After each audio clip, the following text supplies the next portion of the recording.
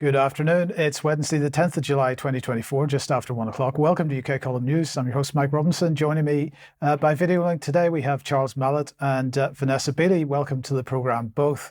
Now, we are getting kicked off here with the NATO Summit, and, well, the family photo has been taken. This began yesterday, but Keir Starmer appears to be missing in action. Apparently, he didn't manage to get there in time for the family photograph, and they didn't want to wait for him to turn up. Now, as you may have seen, bright and sunny here in Plymouth, not so bright and sunny at the summit. It's being described as gloomy. And why would that be? Well, first of all, because Ukraine's losing. That's the main issue for them. But also, they're particularly concerned about the mental acumen, let's say, of the man in the middle there at the front, Joe Biden. But Joe, of course, got on stage and the first thing he did as he opened the conference, because he got to open the conference, was to announce 5 new strategic air defense systems for Ukraine. And so we get the theme, the war narrative is going to continue. Eventually, Keir Starmer did turn up. So here he is arriving in Britain's equivalent of Air Force One, which is really exciting. Well, what did he do? Well, he, of course, said that, we are going to continue funding and supplying weapons to Ukraine. But on top of that, don't worry, Ukrainians, you make a decision what you're going to do with Storm Shadow missiles. Fire them into Russia as much as you like, because that's your decision. And of course, firing them into Russia would be a purely defensive thing. But it got even better, because gloomy or not, one person had a smile on his face, and that is Jens Stoltenberg, who was honoured apparently and humbled to receive the Presidential Medal of Freedom from Joe Biden. I'm not sure whether Joe knew what he was doing. He was just following the actions as usual, I suppose.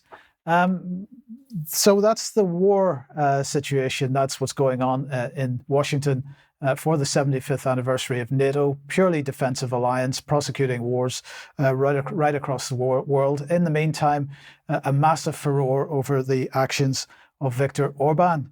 Here he is. This is what he said whenever Hungary and he took over the presidency of the European Council.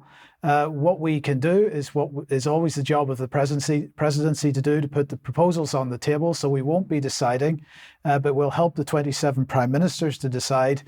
We'll be there in all the places that are important for Europe. We'll explore all the situations. So he decided that, having assumed the presidency of the European Council, that he would fly off to Kiev. Here he is. A few days ago, he met Zelensky, of course, with an effort to pull together a peace deal. He left Zelensky and flew off to Moscow, where he met President Putin. And this absolutely had the whole of Europe, as we'll see in a second, in a spin. And then he flew off to China, where he met with Xi Jinping. And this was really pretty unprecedented. And as I say, the Europeans absolutely upset about it, as we're going to see. So let's start off with Ursula von der Leyen. Hungarian PM Viktor Orban is visiting Moscow. Appeasement will not stop Putin. Only unity and determination will pave the path to a comprehensive, just and lasting peace in Ukraine. So Orban's there trying to organize peace. Ursula is still agitating for war. Charles Michel, the same. The EU rotating presidency has no mandate to engage with Russia on behalf of the EU. The European Council is clear. Russia is the aggressor. Ukraine is the victim. No discussions about Ukraine can take place without Ukraine. But, of course, the first place he stopped was in Ukraine. So I'm not quite sure that Charles Michel thinking straight there. It gets even better. Donald Tusk, of course, Prime Minister of Poland, now that he's left, he was previous president of one of the 3 EU bodies. PM Orban on his way to Moscow. We will serve as an important tool in making the first step towards peace, is the quote from Orban. The question is in whose hands this tool is. And then we've got Olaf Scholz. Orban travels to Putin as Hungarian Prime Minister. The European Council is represented in foreign policy by Charles Michel. So they're all really desperate to make sure that he's put in his place. And similar from the Lithuanian Prime Minister, the Latvian Prime Minister, the Estonian Prime Minister, the Finnish Prime Minister, the Swedish Prime Minister, and the Czech Prime Minister. And the Danish Prime Minister. So the absolute furore over this. But in the meantime, then we have Orban back in the EU, setting up his Patriots for Europe group with more and more people organising around him for this. So France 24 getting very excited about this situation. And the headline here, Le Pen, Orban and the Patriots for Europe, is the EU being undermined from within? Well, if we're talking, if suing for peace is some kind of undermining of the European Union, then perhaps that is what they are doing. So I just want to highlight this tweet from Kenneth Roth, who of course is chairman of the Human Rights Watch. And he said, at stake in the French and US elections are the defense of Ukraine's democratic future from Putin's colonial invasion, and with it the prospects for democracy in Europe. The far right has a different plan. And I replied by saying, peace, you mean? And Vanessa, I'll start by welcoming you to the programme first and say, it is quite incredible to me that the far right is now being criticised and, well, first of all, is taking this position as opposed to the liberal elites who are pursuing war as fast as they possibly can. But it's down to the far right to attempt to negotiate peace and being heavily criticised for that. Yeah, I mean, in France, it's not only the far right, it's also what is considered to be the far left, which is the Popular Coalition. And Mélenchon is getting heavily criticized again for basically taking a position of peace on almost every single issue. I mean, it's extraordinary times that we're living in, where people who are literally brokering peace and an end to war are being vilified and ostracized and absolutely demonized. It's quite extraordinary. Yes, Charles, I don't know, I'm sort of hijacking you here, but have you got any thoughts on this whole thing? Well, I think Vanessa's quite right. It's really, this is an extension, certainly in the United Kingdom, of the reframing of the terminology surrounding the far right and extremism. And it seems now that peace is yet another sort of qualifying criteria that's been lumped in with all the others. And it is quite extraordinary. I mean, to see Orban attacked for reasons, in effect, that are not directly the reasons that anyone really wants to declare. Of course, it's effectively attack by subterfuge, but really it goes at his politics and indeed all the vested interests involved in prosecuting war by proxy in Ukraine. It is absolutely shocking, but to see that nobody apparently will stand up in defense of what he's doing and of peace is a terrible indictment on the people that are supposed to be taking part in shaping their countries for the benefit of those living in them. Indeed. Now, an issue that I've been talking about for a little while now is this whole business of sexual violence as a mechanism for being used in warfare, and the fact that the British government has been arguing against it for quite a long time. And my point has been, Charles, that, well, just stop the wars and then it wouldn't be a feature of warfare. But bring us up to date on this. Thanks, Mike. Yeah, well, I think there's really a different or perhaps additional dimension to it, because as you say, to cite there being a problem with sexual violence as an instrument of war is overlooking the fact that war in itself is, of course, an enormous problem, especially if, bearing in mind the last segment, war is not going to be put off in the name of peace. But yeah, so as a way of sort of exemplifying how this is now weaponized against, in this case, I would say Russia. We'll look at the statement put out by Deirdre Brown in recognition of the International Day for the Elimination of Sexual Violence in Conflict, which actually took place back on the 19th of June. But this is a speech that she gave in Vienna on the 5th of July. And the text of it, I would say, points very much towards it being used as a means by which to attack Russia. So she says that they mark the International Day, they pay tribute to the victims, survivors, and those around the world who dedicate their lives to ending conflict-related sexual violence. Okay, fair enough to a point, notwithstanding Mike's caveat. But in the OSCE region, mounting evidence of conflict-related sexual violence committed by Russian forces against Ukrainian civilians and prisoners of war indicate its potential use as a tactic of war. So straight away, there's a focus, even though this is supposed to be about an international day. And she goes on to say, successive Moscow mechanism reports have documented the considerable scale of reported acts of sexual violence and so forth during their war of aggression against Ukraine. So it's the same language coming out, this war, the war of aggression against Ukraine, with no sort of qualification of what exactly she's talking about. And I've now got a slide from the 24th of April when Mike spoke about this, and indeed Barbara Woodward talking about the commitment to reduce or deal with this, but without actually going so far as to stop war.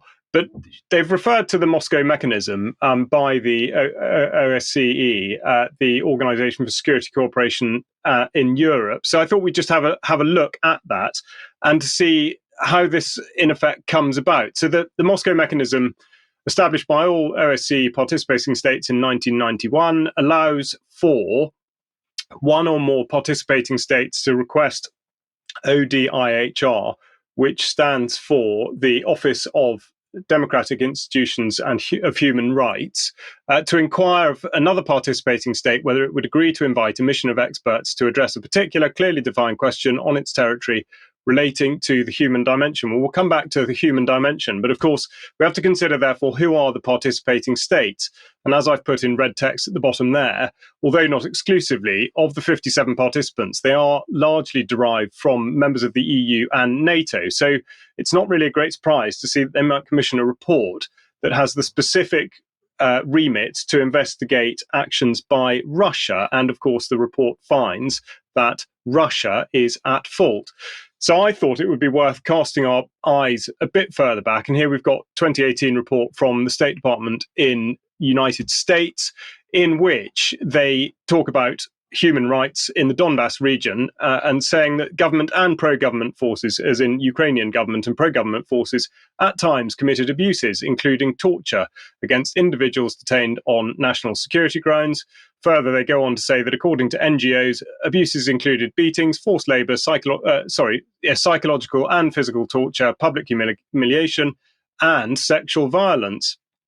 The United Nations Human Rights Monitoring Mission to Ukraine continued to document reports of sexual and gender-based violence by both sides during the year. So the point of this is not really to say that Russia hasn't done this and Ukraine has, but it's really to point out that this is just yet another way in which Russia is demonized. And effectively, the vehicle here is the elimination of Sexual Violence Day, which has been hijacked to make a point of casting Russia as the bad guys. And I thought I'd draw you back to UK column content from 2008, in which Mike wrote about the then situation in Georgia, an article entitled "Encirclement of Russia Continues." And I've just taken a quote out of this, which says, while NATO continues to inflame the situation, Russia continues its diplomatic efforts to resolve the crisis. And here we are, almost 20 years on, or at least getting on for 20 years on, and nothing has changed. So we'll look again at NATO, and of course they refer to corruption and as though it's in hand in glove with conflict, and actually with specific regard to Ukraine. This again was from a 2018 article, and they say that the impact of corruption on national security, sovereignty, and independence has been well illustrated by the developments in Ukraine. And yet, of course, now we've had something of a whitewash, and it's not seen like that at all in the mainstream. But again, here we have a quote from former US President, then Joe Biden, stating in 2009 that Russia over the last decade or so has used another foreign policy weapon. It uses corruption as a tool of coercion to keep Ukraine vulnerable and dependent. So he's talking about reform with that in mind. And I think that's very pertinent. It shows how long pushing Ukraine to the fore has been part of the agenda with which to destabilize Russia. but also it gives an insight into, certainly to Mike's last segment, as to why actions of people like Viktor Orban are so well resisted.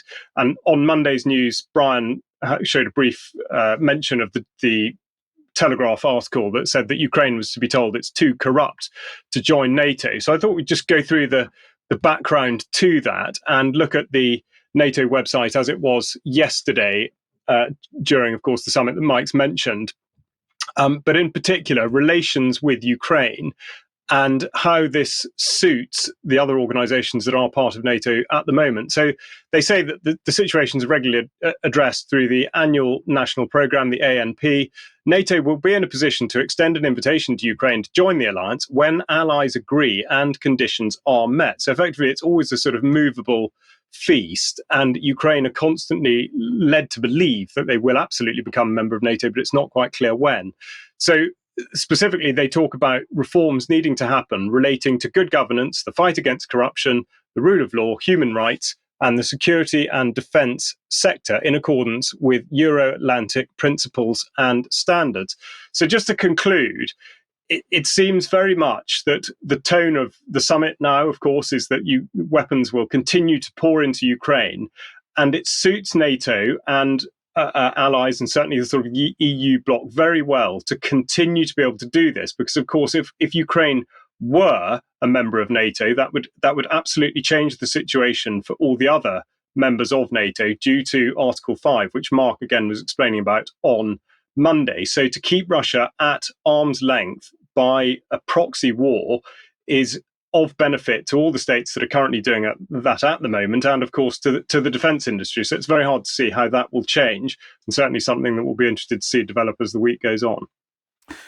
Thank you, Charles. Thank you, Vanessa. Let's come on to Gaza then. And well, the Lancet has been publishing some information on death statistics. Yeah, I mean, I'm very much focused on Gaza today in all my reports because the IOF brutality and savagery has increased exponentially across the enclave, and areas are being re-invaded, re-bombarded since people have actually returned to already bombarded areas considered to be safe after the withdrawal of the Israeli forces. So this came out, it was published on the 5th.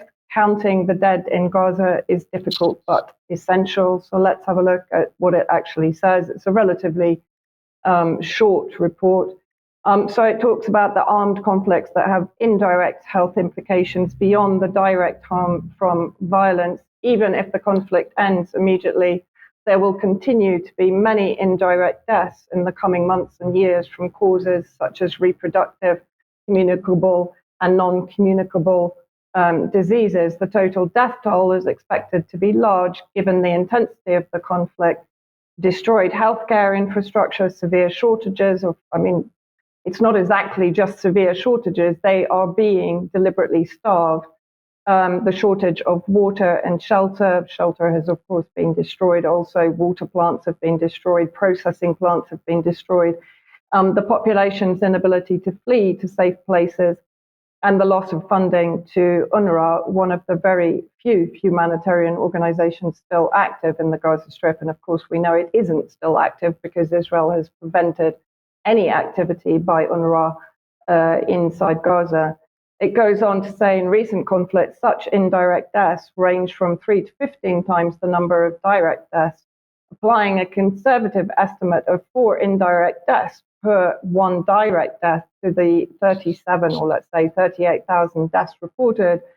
It's not implausible to estimate that up to 186,000 or even more deaths could be attributable to the current conflict in Gaza, and bearing in mind at least 50% of that number will probably be children.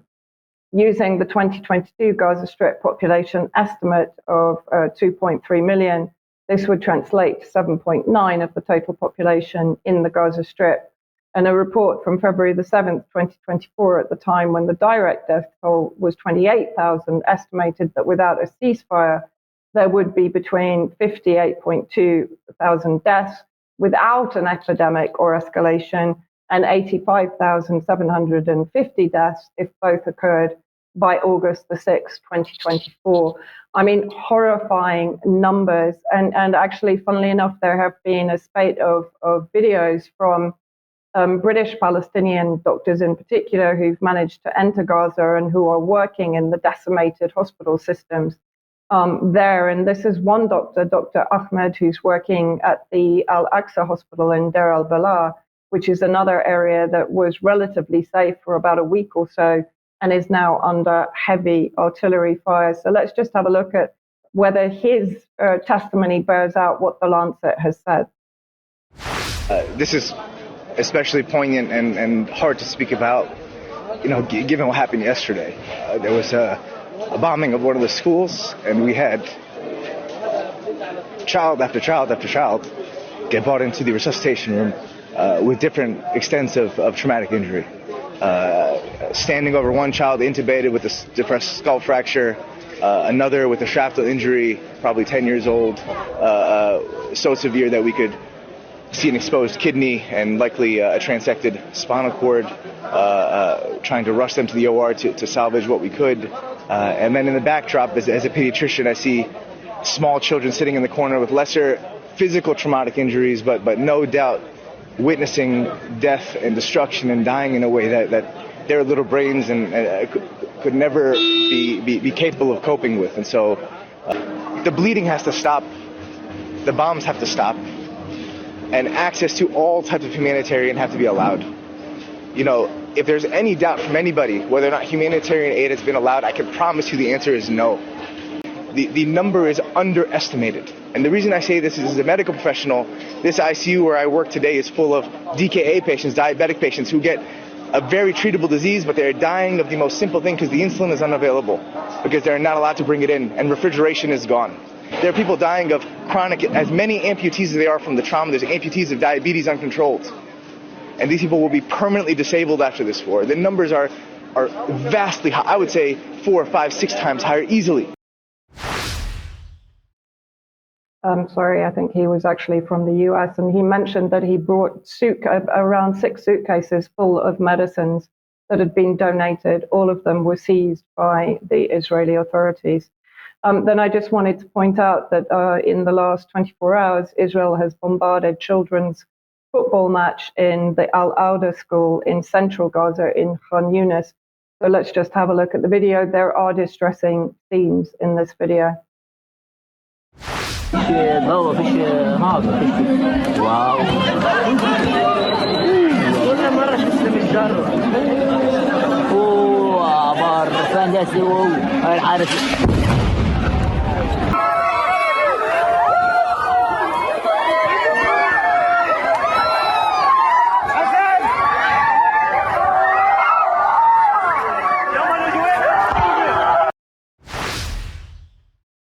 30 people at least killed in that attack and dozens more injured.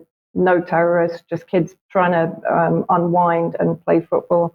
And I just wanted to point out, you mentioned the demonization of Russia in Ukraine, and we have a perfect example when it comes to actually holding Israel to account for the crimes it is obviously committing.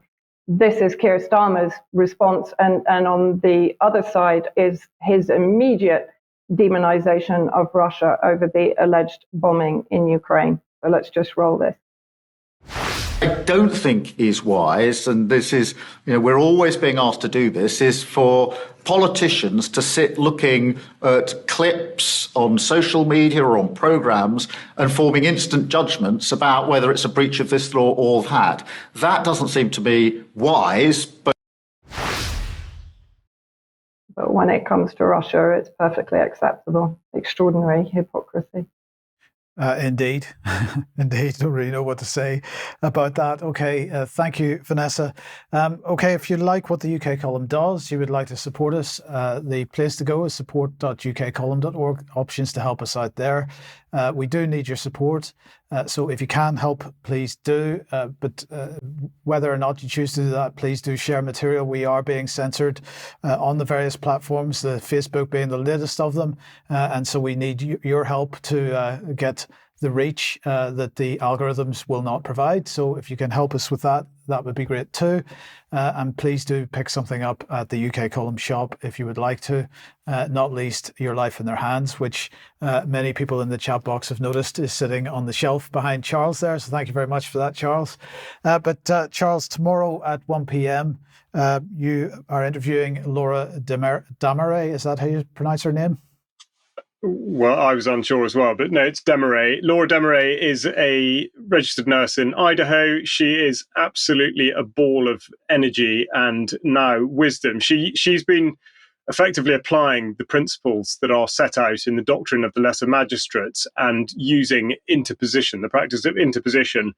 And she's been approaching county boards and effectively getting legislation put in place or policies changed according to stopping mRNA COVID vaccines from harming people. And this is because of what she saw working in the care sector very early on in 2020. And she was absolutely appalled. And so she's gone out and done something on her own. Obviously as part of a large network, but she's got off her backside and done it. And it's a very, very impressive story of how to take on the authorities and succeed. So I really would encourage people to tune in and find out how to get amongst it.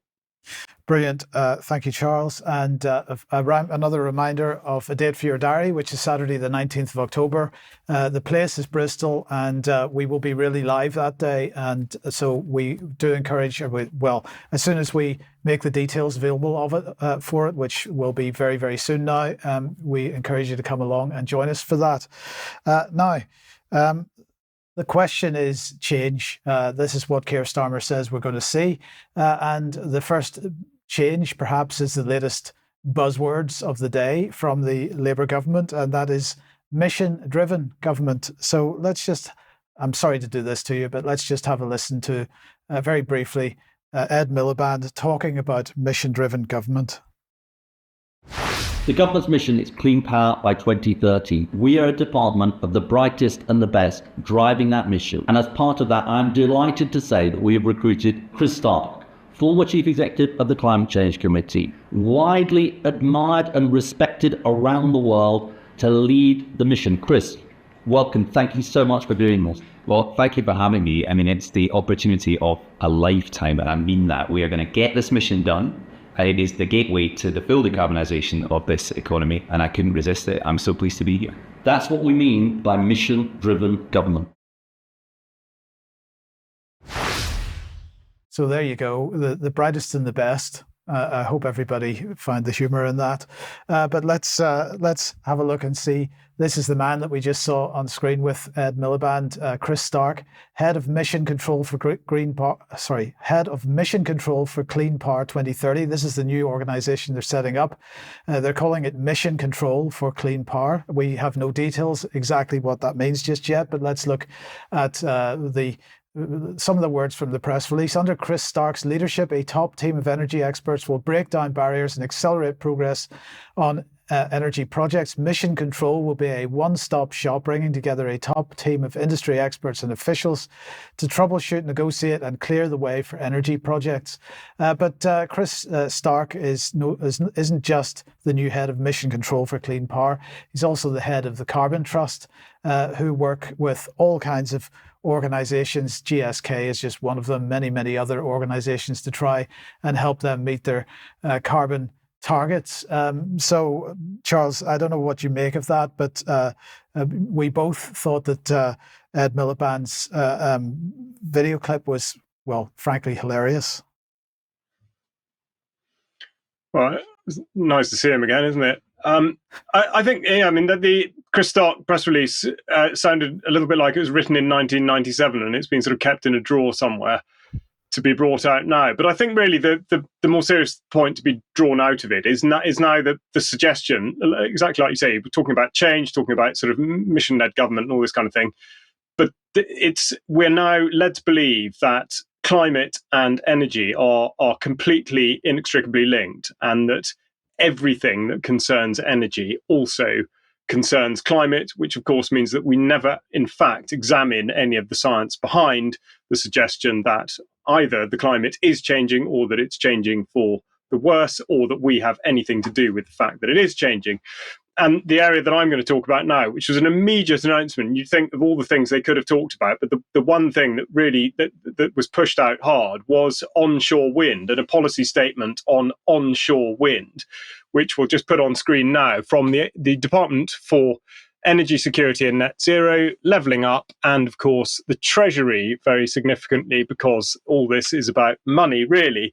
But within the policy statement on onshore wind, they say they're going to be delivering our clean power mission, and it'll help boost Britain's energy independence, save money on energy bills, support high-skilled jobs, and there we go, tackle the climate crisis. Quite how is something that they don't tend to articulate particularly well.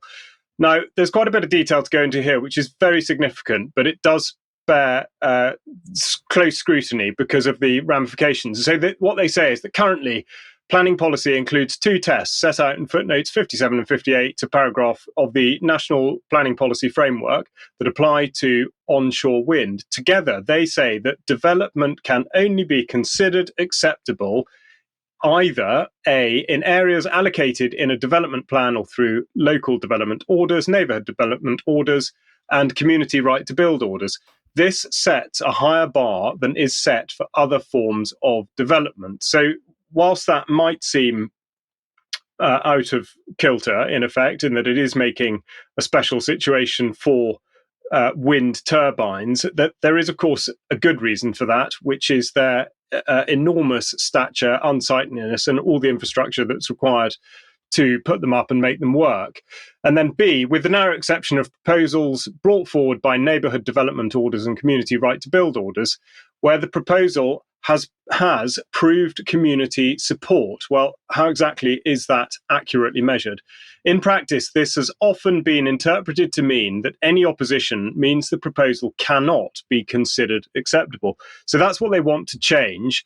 And they've gone on to say these policy tests no longer apply. The removal of these tests from planning policy means that onshore wind applications will be treated in the same way as other energy development proposals. Now, that should set alarm bells ringing. We've reported enough now on the approach to using vast tracts of land for, in particular, solar, battery energy storage systems, and in fact, specifically the issue of using best and most versatile farmland, which of course should not ever be part of the programme, but that's very much crept in. So they go on to say on the changes, that the extract they use, that they say that the planning authorities should now not require applicants to demonstrate the overall need for renewable or low carbon energy, and recognise that even small scale projects provide a valuable contribution to significant cutting greenhouse gas emissions.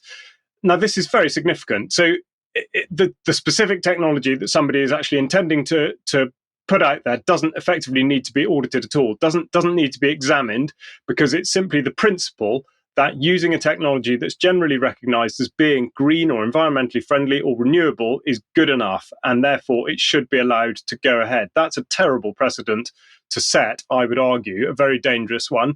And then the second point is they say that they would approve the application if its impacts are or can be made acceptable. Well, again, there's an awful lot of room for manoeuvre there in exactly what that might be translated to mean.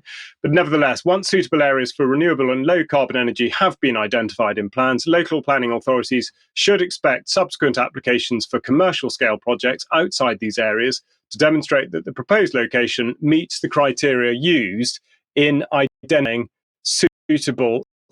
So again, effectively, that once the precedent set, people will be able to do more or less as they please. Now, the significant point to make with this is that they're trying to encourage new development, but of course they're at a stroke forgetting about all the wind turbines that do exist, and of course the sort of end of life process for it, which we see a great deal of inconsistency in. And we'll just look at a paper from Scotland, the future of onshore wind decommissioning in Scotland. Of course, an awful lot of wind power set out all over Scotland over the last few decades, a lot of which is coming to what's regarded as end of life, and really what is the plan for that. And we have the national grid here effectively trying to fudge the situation and create a story that's really not quite true. So they asked the question, can wind turbine blades be recycled? And I've entitled this Not So Green, because they say that for a form of energy to be considered truly green, where it has a zero or less than zero impact on the environment across its lifespan in terms of waste and emissions, it's important also to consider its end-of-life environmental impact. So therefore, for wind turbines, what does that mean? Whilst it's partially true that some can't be recycled, manufacturers and operators are going to great lengths to ensure they are ultimately as sustainable as possible, finding ways to either recycle, reuse, or rebuild them using recyclable materials in the future. The subtext there is they haven't worked out how to do it, they're not doing it, and so things are basically being dug into the ground. Fiberglass, here we go. Fiberglass is not totally recyclable, it's non-biodegradable, made up of composite, which means it's extremely difficult to process at the point of recycling. Instead, it's usually discarded as waste at landfills or incinerated. Now, the key point with this, of course, is how does it actually manifest in the structure itself? But they go on to say that whilst they're treated as waste, not all of them are destined to landfill, and that some are finding innovative ways to recycle. But is that really the case? And I thought we'd just look at an article from Power Technology and describing it as wind's dirty secret, in which they say that the materials are problematic, and they get to the heart of it, which is effectively that having been designed to withstand extreme weather conditions, the epoxy resin is durable and difficult to break down. The tough coating makes it near impossible to separate the materials comprising a blade. Separating the fibers from the polymer using high temperature results in the degradation of the plastic parts and damage to the glass fibers.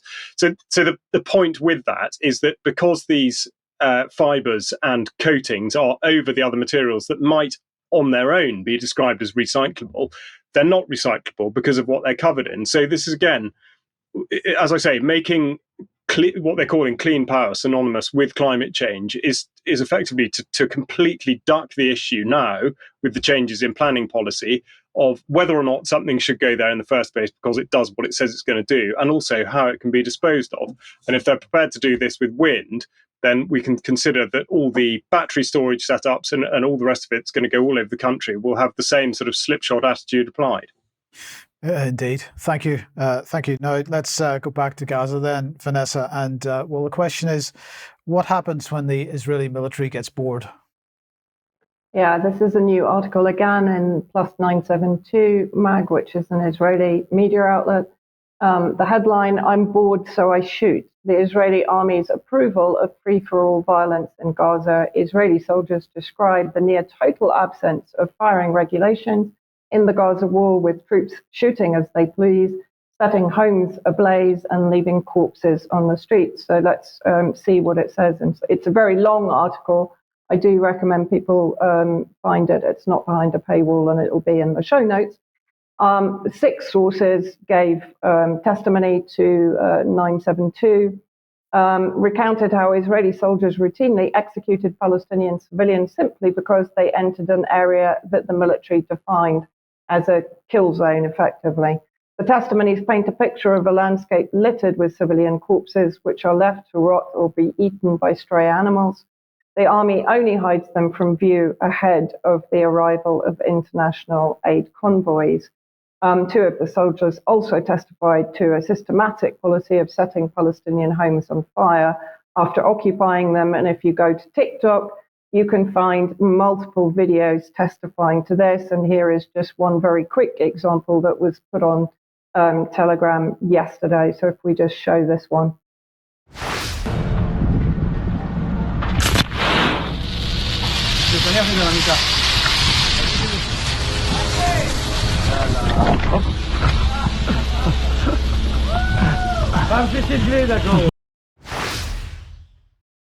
I mean, basically, this is entertainment, and that includes also the detonating of entire areas, including schools and mosques and hospitals and so on. So continuing with the article, there was total freedom of action, said B, another soldier who served in the regular forces in Gaza for months, including in his battalion's command center.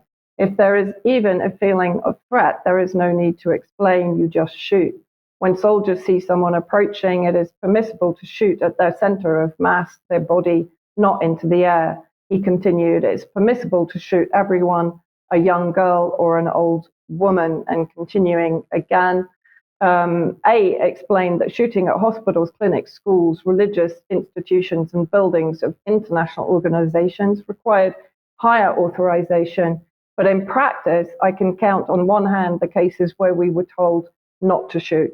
Even with sensitive things like schools, approval feels like only a formality. In general, A continued, the spirit in the operations room was shoot first and ask questions later. That was the consensus. No one will shed a tear if we flatten a house when there was no need, or if we shoot someone, we didn't have to. I mean, this is just extraordinary. And then they go on to talk about the fact that before humanitarian convoys arrived, so this is foreign humanitarian convoys, S noted that the bodies are removed. A D9 Caterpillar bulldozer goes down with a tank and clears the area of corpses, buries them under the rubble and flips them aside so that the convoys don't see it. So that images of people in advanced stages of decay don't come out, he described. I saw a lot of Palestinian civilians, families, women, children, S continued. There are more fatalities than are reported. We are in a small area. Every day, at least one or two civilians are killed because they walked into a no-go area or a kill zone. I don't know who is a terrorist and who is not, but most of them did not carry weapons. And yesterday, basically what is a snuff video was released by Channel 14 in Israel, showing the kind of Unit 8200 types carrying out a drone strike on two children easily under the age of 12, I would say, just looking at the video. One was injured trying to make it to safety. The other is clearly dead in the red T-shirt. And let's just roll this. אנחנו מצטרפים ליחידת הרחפנים ועדים לדרמה שמתרחשת בלב סג'אעיה. קיבלתי שתי מנופחים על צומת אלטול עוברות. זה אחד החמ"לים המרכזיים בסג'אעיה. החבר'ה פה בעצם אנשים שמסתכלים מלמעלה על כל מה שקורה כאן במרחב.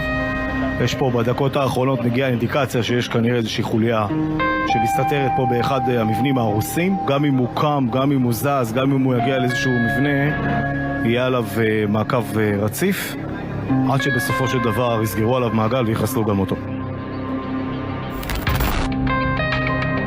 תתעלה לפתח.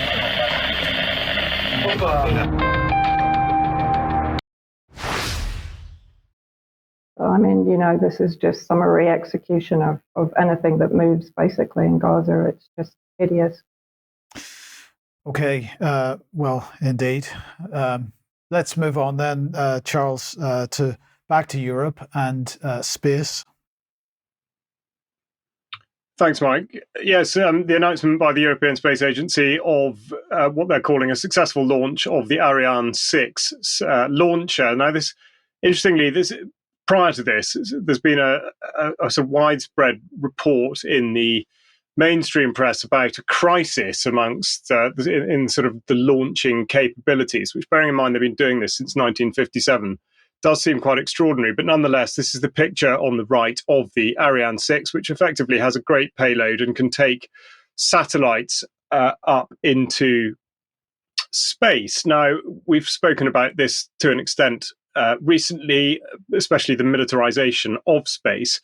And I think I just want to join some of the dots on this. Now, one contentious thing, bearing in mind this is being heralded as a sort of European triumph, is that just a couple of weeks previously, the meteorological capability of Europe, which was due to be launched by the Ariane technology, has in fact switched to go to SpaceX.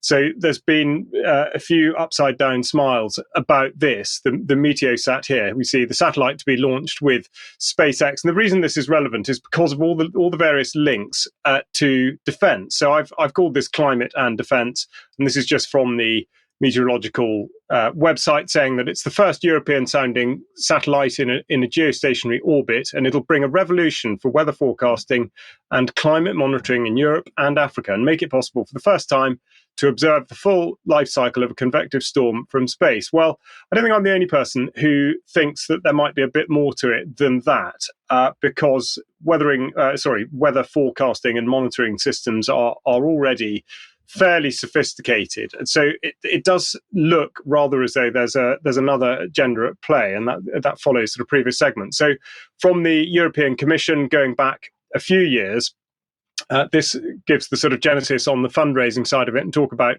the space sector being boosted by investment of 200 million euros coming in on the financing side of it. And of course, this, as always, is the critical part. So when we look at the Ariane Group website and we see their shareholders, which are Airbus and Safran, it describes that they're equally owned by the two groups, and that Ariane Group houses the entire scope of their civil and military launcher activities and competencies in a single coherent company.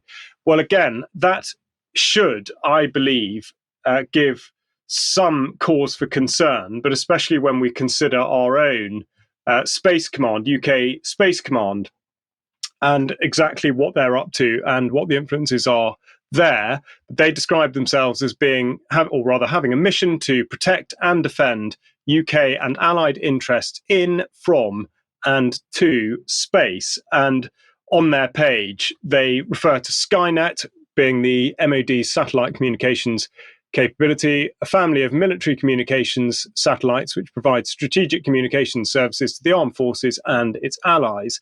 And Skynet 5, with 6 coming, is the most recent generation of the UK military satellites. But of course, what they don't mention is that it is Northrop Grumman and indeed Airbus that are effectively enabling this. And of course, we now know that Airbus certainly has links on the European side of it to the Ariane project. So that in effect, all tentacles cover all bases, and that definitely does have implications for the UK defence side of it. To go into greater detail on this, I would recommend that you go back to 2020 and look at David Ellis's report specifically on Skynet to get a better idea of that. But the other thing I was talking about really was climate and defence, and this idea that climate change is increasing the likelihood of conflict around the world, and therefore to put out technology into space with the specific, or at least the declared purpose of monitoring climate and weather, but in actual fact finding that every single time it links back to defence, is becoming a sort of a well-worn path now. And just to highlight what I mean, I will just point to an announcement made in May, which is to do with £9 million funding for satellite instruments to monitor the climate. This is from the UK Space Agency. And then we look at the detail and we talk about the Earth Explorers programme includes missions such as the European-Japanese Earth Care, due to launch later this month to improve the reliability of climate predictions and weather forecasts. More than a decade in the making, Earth Care has significant UK contributions from Airbus, Defence and Space UK, and of course Thales Alenia Space UK, two well-known defence entities. So one might ask the question, what exactly is it that the defence industry wants to know about the weather that is so actively and aggressively pursuing these sorts of initiatives? Or is there much more to it than that? So this is an area that seems to be very much developing, and I think one that we must look into further as and when the time comes. But of course, also it's one that has very much has a bearing on the sort of accusations against Russia with regard to all their various capabilities, not least nuclear.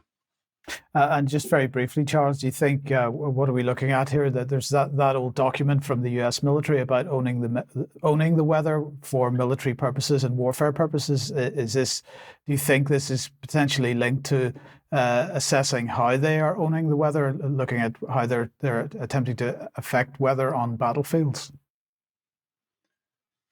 Yeah, I mean, I think that's a very good question. And when I did last deal with this issue of the militarization of space, is exactly what I did look at with some of the sort of treaties and various bits of legislation that do concern that. But of course, like so many of these things, how exactly it's interpreted and what people are able to draw from it and decide what they can and can't do is always a sort of raft of contradictions as people interpret it however they like to. So yes, I mean, good question, and I'm not absolutely sure where it will go, but it does look like, you certainly using space as a tool of war is absolutely on the agenda. Yes. Okay. Thank you. And Vanessa, let's come back to you and the question of prisoners that are in Israel, Palestinian prisoners. Yeah, I mean, bear in mind, we only ever hear about I think it's around 120 now hostages inside Gaza. We never hear about the 9,600 Palestinian hostages held in administrative detention or in military jails in the occupied territories. So that's without the potential. I think I've seen numbers around 9,000 also arrested from inside Gaza, and many of those are still in arbitrary detention. This is a recent report by Euromed, a human rights organization. Killing, torture, and injections of unknown substances. The international community must act on Israeli violations of Gaza detainees, and of course that includes sexual abuse, rape, torture by electrical methods, and so on. And this just absolutely shocked me when this sort of came across the media in the last 2 days. Moazaz Obayat from Bethlehem in the occupied territories was arrested 9 months ago and just released. And there you see him on the left as a boxer. He was a sportsman and a boxer. And the other photo is his release. And basically, the Palestinian Prisoners Club put out a short statement. The occupation released the prisoner Moazaz after 9 months of detention, where he was subjected to a systematic assassination attempt. They did try to kill him during his time in Offa prison. He faced systematic and brutal assaults that included the breaking of all his limbs, visible in the circulating videos, and he was left without treatment until his liberation. So I put together a little compilation of the videos that have been circulating in the last 24 hours. And really, you know, every day we see things that shock us and horrify us in Gaza, but this really got to me. So if we can just play this.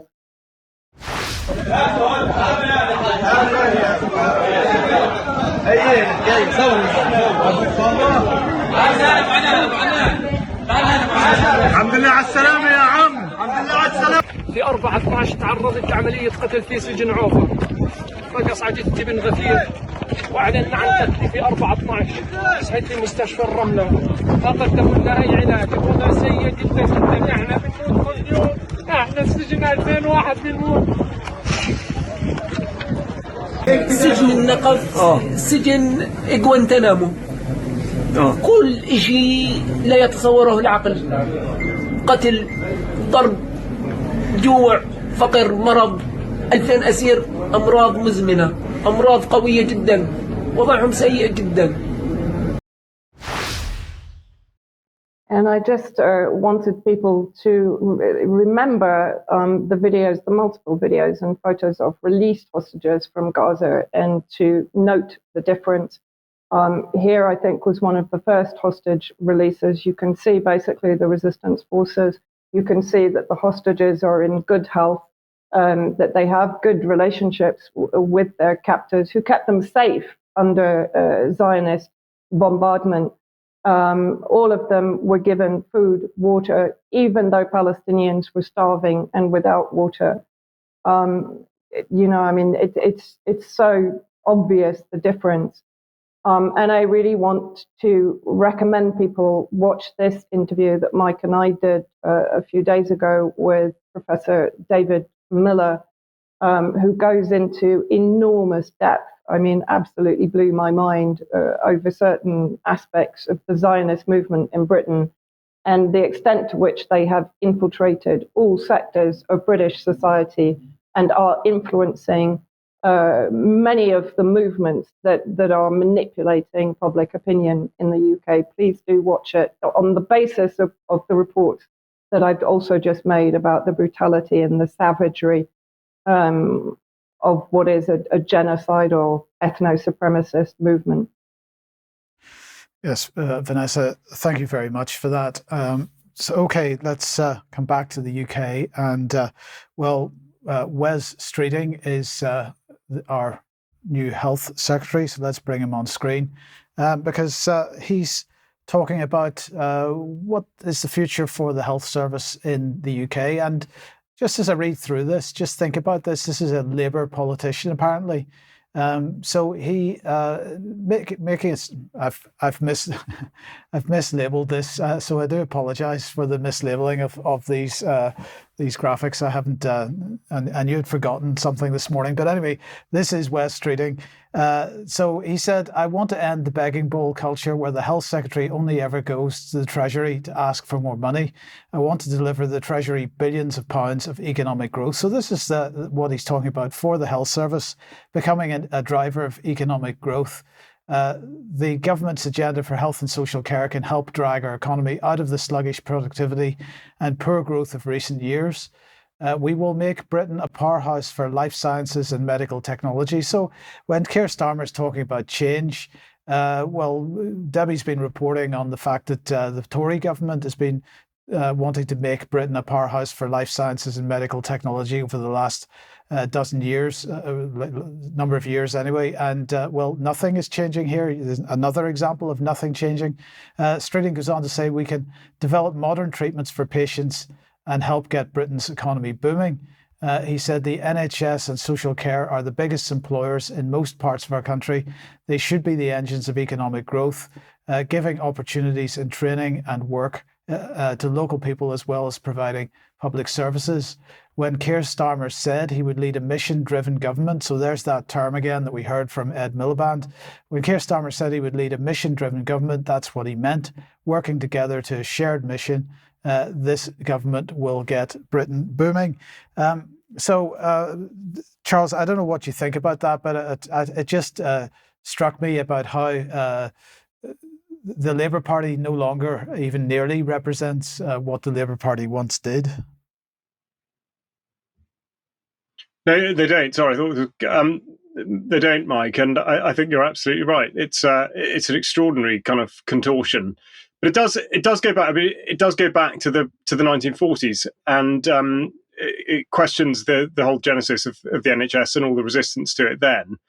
And I think that is something that never should be forgotten, because of course it was only really with the government control and all the safety and security that people were hoping for in relation to their freedom, where have we sort of heard that before. But no, absolutely. And actually, I just might say that it seems like such gobbledygook. In a way, I wouldn't have been surprised if it had been Stoltenberg rather than Wes Streeting that had said it.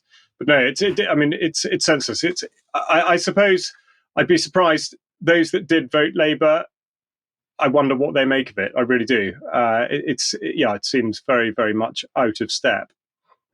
Yes, indeed. Well, don't worry. Stoltenberg is making another appearance, although he does look a bit like Keir Starmer in a second. So I'm going to apologise for not having the attribution correct on the graphics. But anyway, before we get there, let's just talk about devolution, because yesterday all the Metro mayors were gathered together at Downing Street. This is simply brilliant, says Peter Stefanovic.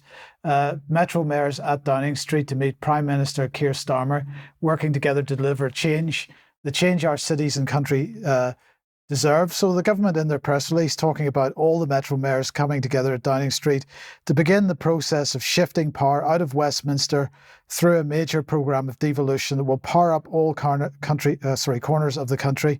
In their first round table, the Prime Minister and Deputy Prime Minister will continue putting into practice the commitment for a reset in relationships between central and regional governments, focusing on public service respect and collaboration. Leaders will come together to discuss a new partnership approach and agree early actions needed to scale up devolution and empower regions to deliver change for their communities, helping to unlock economic growth and tackle regional inequality. But as we've noticed already, they're not delivering change at all. They're delivering the same policy agendas that we've seen under the Tory government. The Deputy Prime Minister, Angela Rayner, will also use the meeting to mark the beginning of the process of establishing local growth plans across the country. So Charles behind him had Your Life in Their Hands. If you haven't got a copy of this yet, you need to get one, because that is showing you the foundations of all this stuff that they are pushing through at the moment. So let's bring the misattributed Jens Stoltenberg on screen. In fact, Keir Starmer saying, "My fundamental belief is that those with skin in the game are the ones who know best what they need. That's why for many years I've been in constant dialogue with metro mayors across the country about what works for their areas, and I will continue that now as Prime Minister. It's also why I've made it a priority to meet with all metro mayors in my first week of Prime Minister by resetting these crucial relationships and putting more power in the hands of local leaders. I'm determined to make sure they have the support they need to play their part in delivering growth in every part of the country. This devolution agenda is part and parcel of Agenda 21 and Agenda 2030. We shouldn't be surprised that we're seeing it being pursued vigorously by this Prime Minister and this government. We'll be reporting much more on this in the coming days and weeks. So, well, we've got to leave it there for today. I'm going to say thank you very much to Vanessa and Charles for joining me today. Thank you all for watching. We'll be back in a couple of minutes if you're a UK column member for some extra. But otherwise, don't forget the interview at 1 p.m. tomorrow, and we'll be back for another news programme at 1 p.m. as usual on Friday. We'll see you then. Bye-bye.